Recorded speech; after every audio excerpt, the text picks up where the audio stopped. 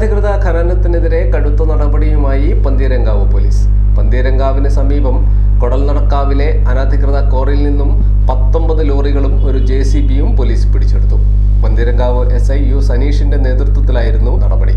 പന്തീരങ്കാവ് കൊടൽനടക്കാവ് അരിയിൽമീത്തൽ കുന്നിലെ ചെങ്കൽ ക്വാറിയിൽ നിന്നാണ് Pantheerankavu SI U സനീഷിന്റെ നേതൃത്വത്തിൽ 19 ലോറികളും ഒരു JCBയും പിടിച്ചെടുത്തത്. സ്വകാര്യ കെട്ടിട നിർമ്മാണത്തിന്റെ മറവിലാണ് ചെങ്കൽ ഖനനം നടന്നിരുന്നത്. കഴിഞ്ഞ മാസവും ഇവിടെ നിന്ന് കല്ലുവെട്ട് യന്ത്രങ്ങളടക്കം പോലീസ് പിടിച്ചെടുത്തിരുന്നു. തുടർന്നും ചെങ്കൽ ക്വാറിയിൽ പ്രവൃത്തി നടത്തിയതോടെയാണ് രാവിലെ തന്നെ പോലീസ് റെയ്ഡ് നടത്തിയത്.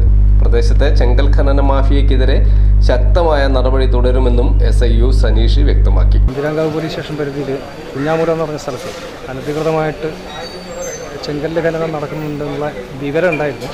അതുപ്രകാരം 3 ആഴ്ച മുമ്പ് അവിടെ എത്തിയിട്ട് പോലീസ് നിയമ നടപടി സ്വീകരിച്ചതാണ്.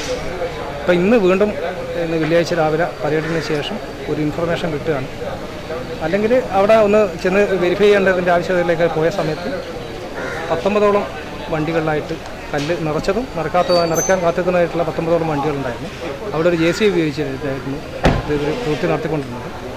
ആ വണ്ടികൾ പോലീസ് നടപടിയുടെ ഭാഗമായിട്ട് യാതൊരു രേഖകളും കൈവശം ഇല്ലാത്ത കാര്യം വെരിഫൈ ചെയ്തതിന് ശേഷം പോലീസ് പിടിച്ചെടുത്തിട്ടുണ്ട്, നിയമ നടപടികളായി പിടിച്ചെടുത്തിട്ടുണ്ട്.